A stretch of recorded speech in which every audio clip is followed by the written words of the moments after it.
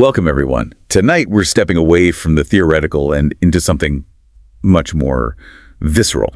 We're looking at true stories, accounts from people who found themselves in situations that, well, they feel like pure horror, stories that make you check the locks twice. Absolutely. And what's compelling here isn't just the scare factor, though that's certainly present. It's how these experiences, these personal encounters with fear, they leave such a lasting mark. We've got 3 narratives we're going to walk through, each one chilling in its own way. Okay, let's start. Our first story plunges us right into that feeling of wrongness. It comes from someone who was just 9 years old back in 2016. They'd moved into their grandparents' house, quite rural, small southern town, 5 acres, woods, fields, a river nearby. Sounds idyllic, right? It does, initially. But it was the neighbor's place, the only neighbor. That's where the story really takes root. Describe this place. An old farmhouse, 1920s, but added on to, haphazardly in all the wrong ways, as they put it. The siding looked wrong. Discolored, soft, always looked damp, wet almost. That visual is immediately unsettling. Decay. And the yard. Oh, the yard was a nightmare. Overgrown grass, broken statues, gnomes missing heads, old trash everywhere, grocery bags caught in trees, this old rusted lawnmower just sitting there. It was the kind of place you held your breath walking past. Yeah, that description paints a powerful picture. It's not just messy. It sounds actively neglected, almost diseased. The environment itself feels unhealthy. Exactly. And living there, 2 elderly sisters, Violet and Agnes, probably 70s or older. Violet was the quiet one, always on the porch, just watching the trees. Agnes seemed sharper, but moved like everything hurt. And then 3 grandkids lived there, too. Okay. Liam, who's the narrator's age, so 9. Yeah. And then twin girls, Allison and Kelsey, who were 7, same age as the narrator's younger sister. Now, Liam was described as weird, obsessed with anime, would quote Japanese lines, and apparently got really angry if people didn't laugh at his jokes. Yeah, and invasive. He'd just show up at the narrator's house, unannounced, in their pool, even helping himself to pizza from their fridge. Yeah. And there was this look he had sometimes like he was imagining something violent. Whoa. Specific incidents.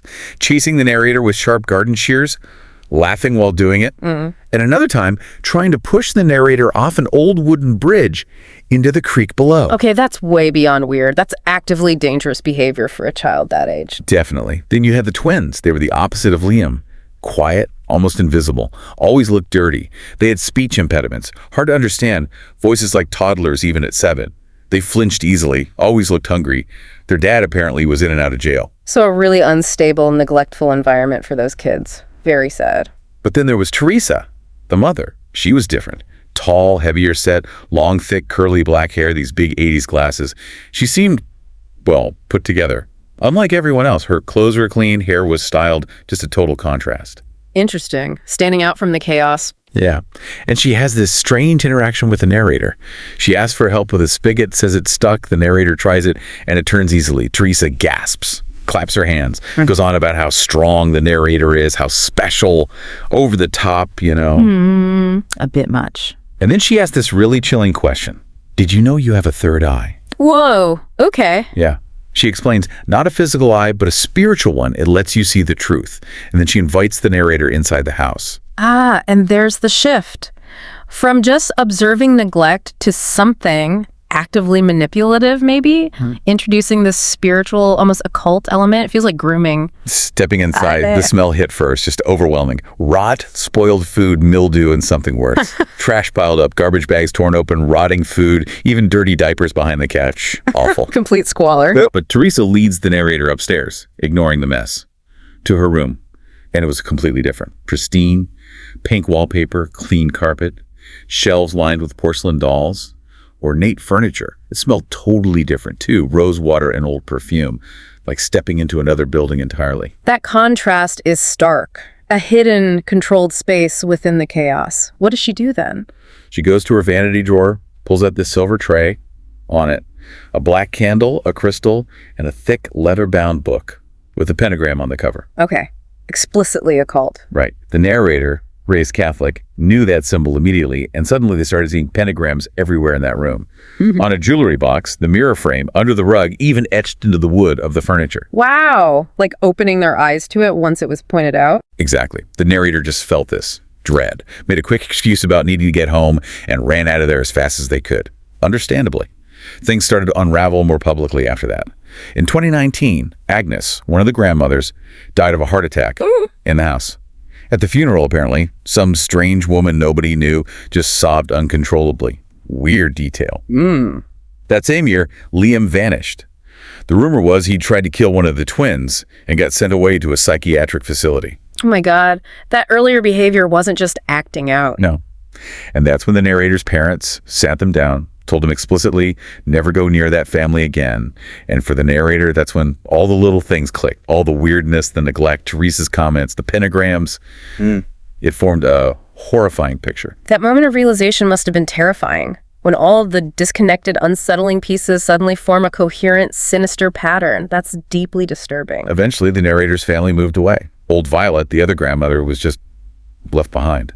She passed away alone in that house in 2020. So sad, just abandoned. The house eventually got new owners. An older couple, Mrs. S., a retired teacher, and her husband. They renovated most of it. But they kept the original 1920s section, which is the same part of the house where Teresa's pristine, pentagram-filled room had been. Oh, interesting. They kept that core part. Yeah. The narrator visited after the renovations, said it looked beautiful, open, airy, completely new. But when they went upstairs to where Teresa's room used to be, they felt their skin crawl. Even with new paint and carpet, they said they knew the pentagram was still there, like the floor remembered. Got super nauseous, felt like something was watching from the walls.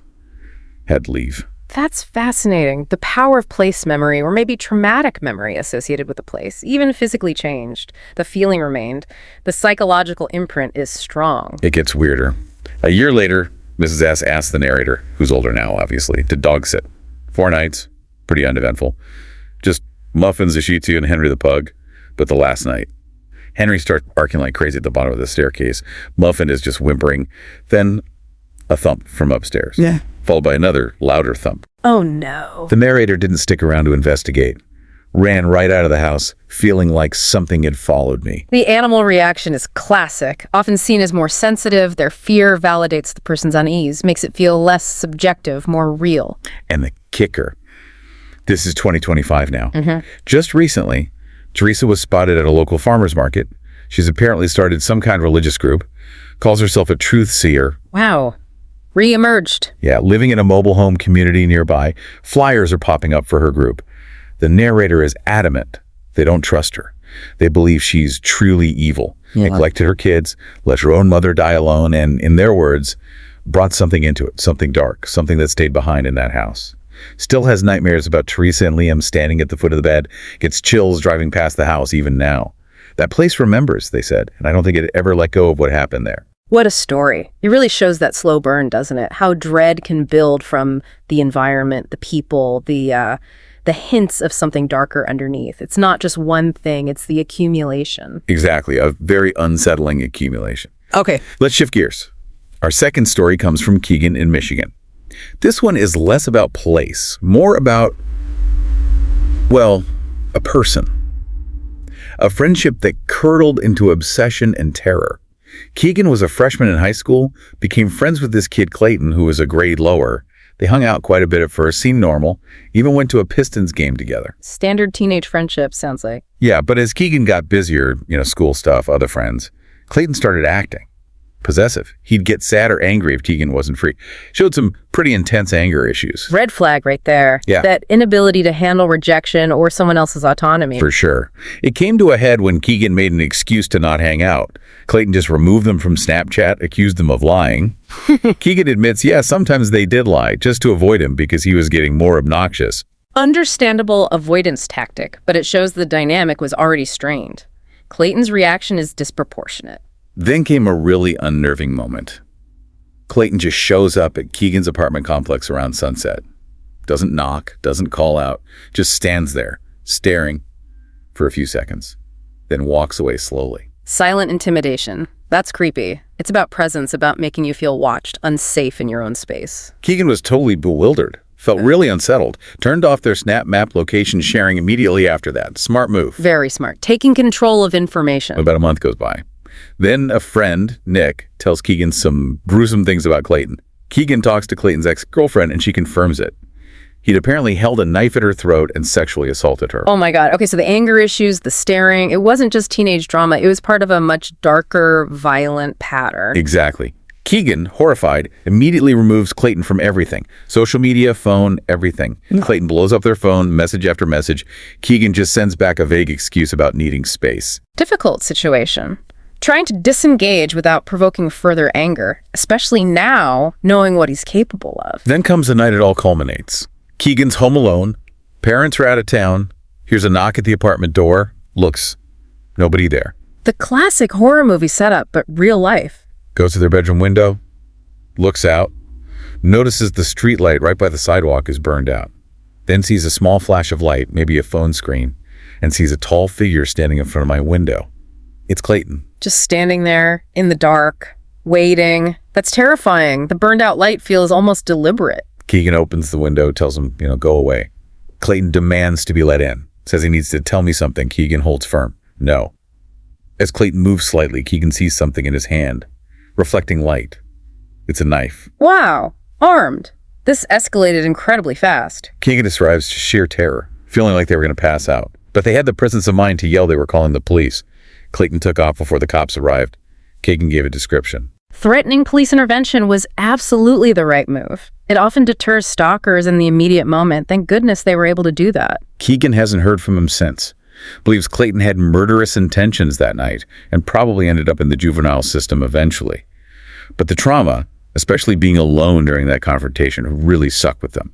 Just immense relief to be disconnected, fearing they could have become an endless punching bag, or even worse, dead. It's a chilling example of how quickly obsession can escalate to credible threat. The anger, the possessiveness, the boundary pushing, the silent intimidation. It all led up to that moment with the knife. A truly terrifying progression. Absolutely terrifying. Okay, one more story for tonight. And this one. This one plays on a different kind of fear. The fear of being watched. Intensely. Silently. In a public place where you should feel safe. This happened late 2022. A Thursday night. Our narrator is on a first date with someone named Emily they met on an app. They decide to go see the horror movie Smile. Fitting, maybe. A horror movie date? Okay. They go to this small, older theater outside town. Late show, 10:15 p.m. Parking lot is almost empty. The theater itself looks kind of creepy, dim, flickering neon, like something out of a horror movie, the narrator said. Inside, just one employee working concessions. Who tells them, hey, you're the only ones who bought tickets for this showing? Ooh. So private screening? Yep. Could be cool, could be creepy. Initially, they thought it was cool. Perfect date scenario, right?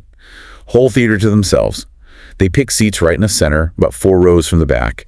It's freezing cold inside. A little eerie, but they're laughing, hitting it off. Then, just as the last trailer ends, lights dimming even more, a man walks in. Ah, not alone anymore. No. And he doesn't pause, doesn't look around for a seat, doesn't check his phone.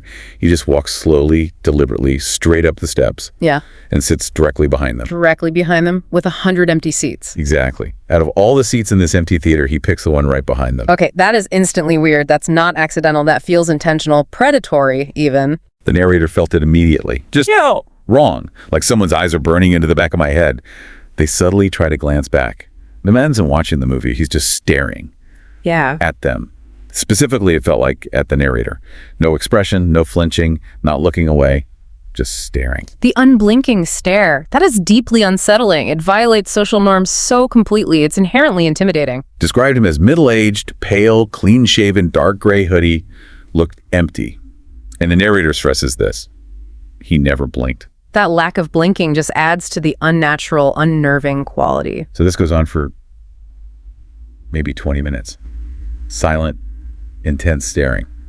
The man breathed on me. What? Yeah, like a soft but definite, deep, slow exhale right near the back of the narrator's seat. Close enough to feel. Oh, that crosses a line. That's a physical intrusion, even without touching. Totally. The narrator spins around. The man's leaning forward over the back of their seat, his face way too close. The narrator just says, dude, can you not? He doesn't reply, just slowly leans back into his own seat. Still silent. Still staring. The silence makes it worse. No explanation, no apology. Just continues the intimidation. Right then, the narrator and Emily are like, nope. Yeah. They get up immediately, move way down to a front corner row, as far away as possible. Good call. Get distance. But even from the front row, they can feel him. Still staring. He hasn't moved from that seat behind where they were. Then, maybe halfway through the movie, they hear footsteps on the stairs behind them. It's him, coming down, Oh, God. following them. He stops a few rows above where they're now sitting. They don't dare turn around, just frozen. After what felt like forever, terrifying stillness, he walks back up to the top row again. At that point, they look at each other and just know, we need to leave. Absolutely. The situation is clearly not safe, psychologically or potentially physically. So they quietly gather their stuff, head for the exit. As they're going out the theater door, the narrator glances back through that little glass window. The man isn't in his seat. He's standing in the aisle, not watching the movie screen, just standing there, still staring at them as they leave. That is pure psychological terror. He's making sure they know he's watching, even as they escape. It's about control and instilling fear. They bolt to the concession stand, tell the poor kid working there what happened. His smile just vanishes. He says, yeah, this isn't new. What? He knows about this guy. Apparently. Says he's been coming in randomly for like a month, always late shows, and never buys anything. You guys aren't the first ones to complain about him. Unbelievable. It's a pattern. Yeah. So the narrator asks, why haven't you kicked him out? The kid looks uncomfortable. Says management policy is, unless he touches someone or breaks a rule, we can't really do much. That's inadequate. Staring, breathing on someone, following him in the theater that creates a hostile environment, that should be enough. But legally, maybe it's a gray area they exploit. Emily's almost in tears by this point. Thankfully, a janitor is there and offers to walk them to their car. The man didn't follow them out of the theater as far as they know, but the narrator couldn't shake it. Just paranoid that he saw their license plate, that he might follow them home later. Total violation. A friend who's a cop later told him, yeah, the theater absolutely could have kicked him out for harassment or causing a disturbance. They just chose not to. Which is unfortunately common. Businesses sometimes prioritize avoiding confrontation over patron safety, especially when the threat feels ambiguous. The narrator and Emily, they never saw each other again after that date. Both just too freaked out by the whole thing. Understandable. The narrator avoids that whole side of town now. Definitely avoids that theater. Wonders how many other people had the same terrifying experience with that guy. Yeah. And just never reported it anywhere. That story is a chilling example of ambiguous threat. No physical violence occurred, but the psychological impact, the fear, the lasting paranoia, it's immense. It really highlights how nonverbal intimidation and boundary violation can be profoundly disturbing and make public spaces feel unsafe. So 3 stories. The decaying house that seemed to hold on to darkness, the friend who became a stalker, the stranger whose stare was a weapon in a dark theater. They're different, but they all tap into that deep-seated fear, don't they? That feeling that safety is fragile and horror can be very, very human. Exactly. They underline the psychological aftermath. It's not just the event itself. It's the lingering fear, the nightmares, the way your perception of safety gets shattered, sometimes for years. It makes you question intuition versus paranoia, and it really brings up questions about, what makes someone act this way? What makes a place feel evil? And how do we really protect ourselves, especially from threats that aren't always obvious? Heady questions, definitely. We hope exploring these accounts, these dives into real-life fear, has been, compelling, if unsettling.